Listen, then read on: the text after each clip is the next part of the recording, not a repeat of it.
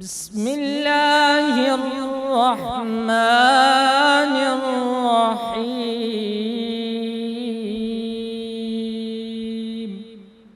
پل سے اتارو راہ گزر کو خبر نہ ہو۔ اور نبی کریم صلی اللہ علیہ وآلہ وسلم نے فرمایا سیأتیکم اقوام یطلبون العلم، کہ عنقریب تمہارے پاس ایسے لوگ آئیں گے جو علم دین کی طالب ہوں گے۔ فرمایا فَإِذَا رَأَيْتُمُوهُمْ فَقُولُوا مَرْحَبًا مَرْحَبًا، کہ جب وہ لوگ تمہارے پاس آئے تم ان کو کہنا مرحبا مرحبا۔ تو اس حدیث کی برکت روشنی میں اس حدیث پر عمل کرتے ہوئے ہم آپ تمام کو خوش آمدید کہتے ہیں۔ یہ دارالعلوم جو میمن مسجد میں قائم کیا گیا ہے، جس میں آپ تشریف فرما ہیں، اس میں کوئی خاص مدرسہ نہیں تھا۔ شاید کہیں ناظرے وغیرہ کا کہیں کونے خاچے میں ہوتا ہو، ورنہ جمعہ اور 5 وقتہ نماز ٹرسٹ بدلتے رہے۔ موجودہ ٹرسٹ نے یہاں جو مدرسہ قائم کیا ہے، پھر جو ہے مدرسے کے ساتھ درجہ تخصص، ایک تو درجہ تخصص فقہ میں قائم ہے جو چل رہا ہے، آپ حضرات موجود ہیں۔ اس کے علاوہ معقولات، اس کے لیے بھی درجہ جو ہے تخصص کا انہوں نے انتظام کیا ہے۔ اس کے علاوہ اور کورسز ہیں۔ یہ بہت جو ہے وہ اچھی بات ہے، قابل تحسین ہے۔ آپ لوگوں کا یہ ذہن ہو کہ ہم دین کے جس بھی شعبے میں جائیں گے، کیونکہ علماء کرام دین کے سفیر ہوتے ہیں، نظریے کے سفیر ہیں۔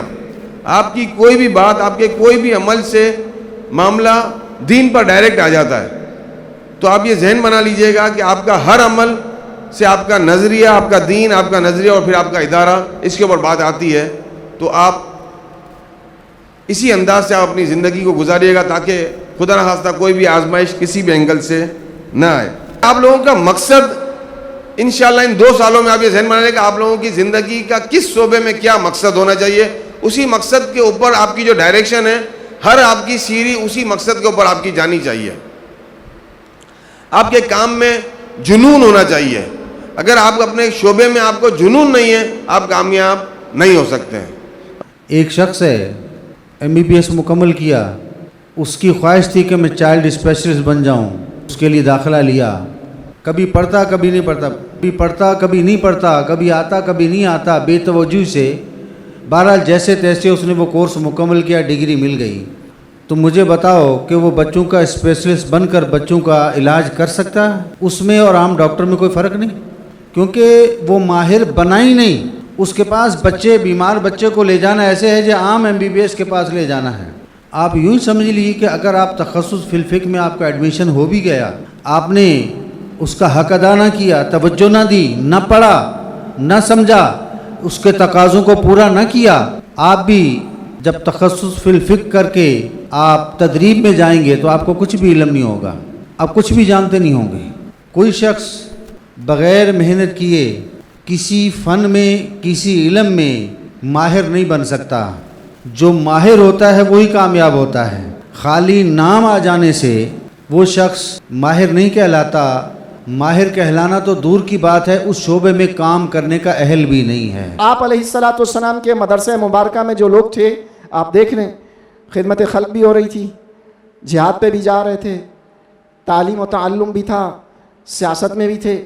سیدنا ابو بکر صدیق رضی اللہ تعالیٰ عنہ اگر روایتیں بیان کرتے تو شاید حضور علیہ السلام کی صحبت مبارکہ میں سب سے زیادہ رہیں۔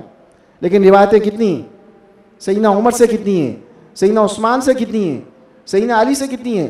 لیکن سب سے زیادہ سیدنا ابو ہریرہ سے ہیں، سب سے زیادہ سیدہ عائشہ سے ہیں، سب سے زیادہ سیدنا عمر بن عاص سے ہیں۔ کیوں؟ کیونکہ یہ مختص ہے ان کاموں میں، وہ مختص ہے ان کاموں میں۔ سیدنا خالد بن ولید رضی اللہ تعالیٰ عنہ ساری زندگی جہاد میں رہے۔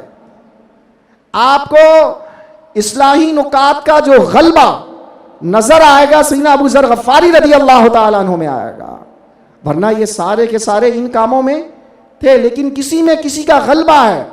اسی طرح مدارس سے نکلنے والے طلبہ کچھ چیزوں کے اندر مضبوطی حاصل کرنے کے ساتھ مختلف جہتوں میں جب غلبے کے ساتھ کام کریں گے تو دین کا کام جب مختلف جہتوں سے ہوگا تو بہت اسپیڈ اور بہت تیزی کے ساتھ پھیلے گا۔